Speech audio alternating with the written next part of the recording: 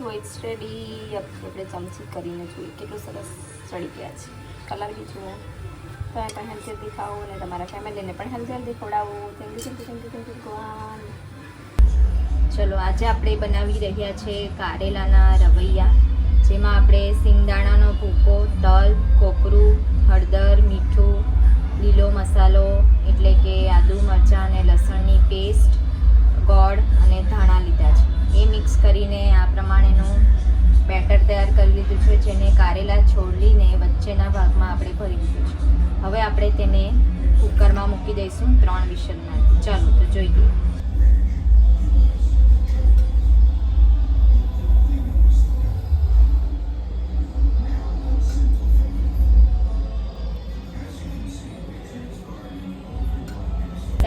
તેલ લઈ લીધું છે.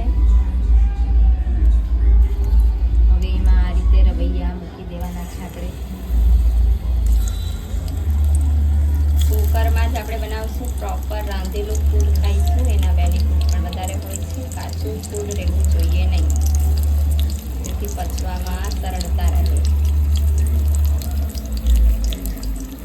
બચેલો માવો પણ આપણે આની અંદર નાખી દઈશું, જેથી કરીને આપણો રસો થોડો ઘટ બનીને તૈયાર થાય. તમે તમારી ઘરના સભ્ય મુજબ કારેલા લઈ શકો છો. અહીં અમે 5 જણને ચાલી રહે એ પ્રમાણેનું શાક બનાવી રહ્યા છીએ. કેવો સરસ ગ્રીન કલર છે. તાજા ખેતરમાંથી તોડેલા અમારે ત્યાં નાખી વેચવા બેસે છે બજારમાં, ત્યાંથી લાવીએ છીએ.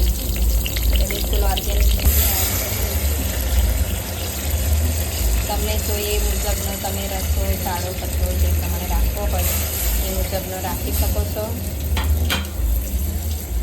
હવે એને આપણે 3 વિસલ માટે બંધ કરીને